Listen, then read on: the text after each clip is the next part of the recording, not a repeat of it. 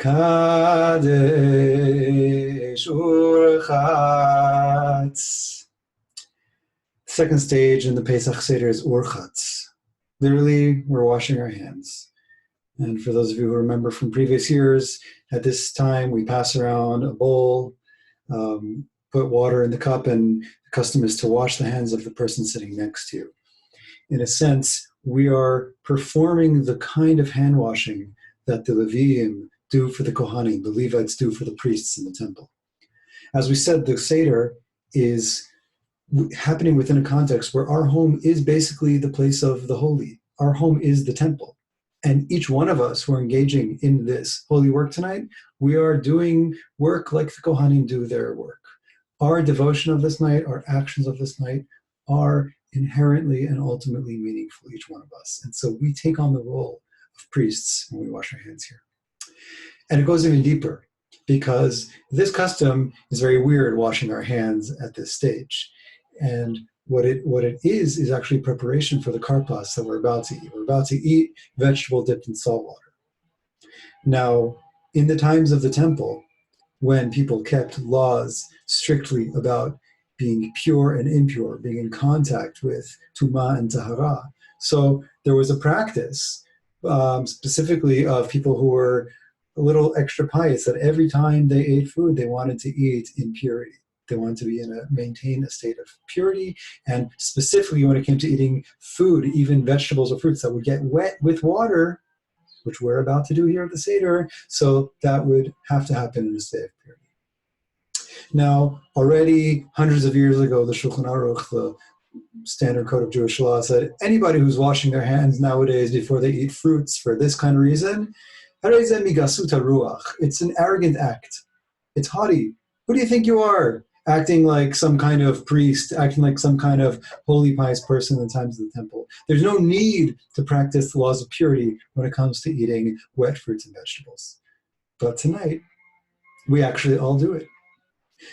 And here, I want to point out that of all the 15 steps and stages of the night of the Seder, Kadesh Urchatz, the word Urchatz has a vav at the beginning, which means and wash your hands. Do Kaddish and wash your hands. The rest of them, they stand alone. They don't continue what came before. And we said that Kaddish is standing up and proclaiming that these moments, these acts that we're engaged in tonight, this is a sacred space and sacred time.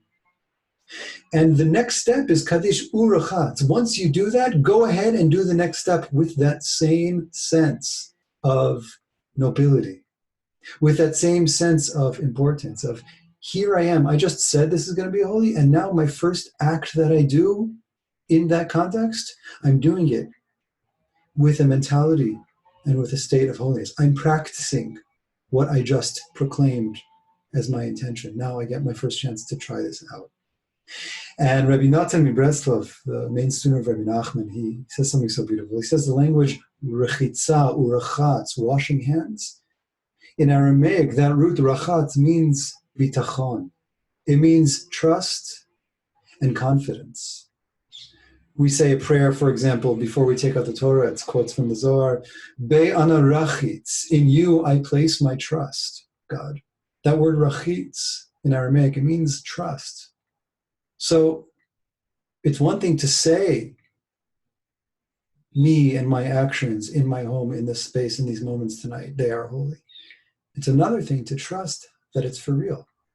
Urchatz is where we begin to act like it's real, where we get to practice flexing the muscle of confidence in our own inherent freedom, in our own ability to engage and act meaningfully and truthfully in this world. We do that for ourselves, and what's so beautiful at the Seder is we actually do it for the other people with us as well. When I wash the hands of the person next to me, I'm also saying that I place my trust in you, that you and your process and your actions in this night, in this moment, in your path to freedom, you also are holy. We do this to one another at the Seder table. And I want to add one more piece here on this notion of confidence and the confidence in our hands. If you remember back at the burning bush, God had to try many times to convince Moses to go down to Egypt, that he himself can actually go deliver this message and, more importantly, deliver Bnei Israel from their slavery in Egypt. And at some point, Moshe says, no, God, they're not going to listen to me. They're never going to believe that God appeared to me. And God responds, Ma ze biyadecha? What is that in your hand? Now, in the Torah scroll itself, those two words, ma ze, what is this, are written as one word, mem zayin he, ma ze.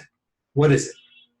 And Rashi explains that word ma ze biyadecha can also be read mizeh biyadecha, from that which is in your hands. Meaning, God sent Moshe on a mission, and Moshe wasn't ready to go. Moshe said, I can't do this. No one's going to listen to me. It's not going to work. I'm not the one. How is it ever going to happen? And God turns to Moshe and says, from what is in your own very hands, you're going to be able to do this. I'm not asking of you to do something that is above and beyond your own capabilities. I'm asking of you to believe in what you already possess. I'm telling you that the mission I'm sending you on, this journey that you are headed on, you have within your own hands to do it. You have the capability already within you, and that is all I'm asking you to believe in. So here at Urchatz, we get a chance to place our faith in our hands. We get a chance to use our hands to instill confidence and faith in the other people with us. And we get our hands ultimately to raise our hands up, high up, and place our faith and confidence in God who has brought us here tonight. Urchatz.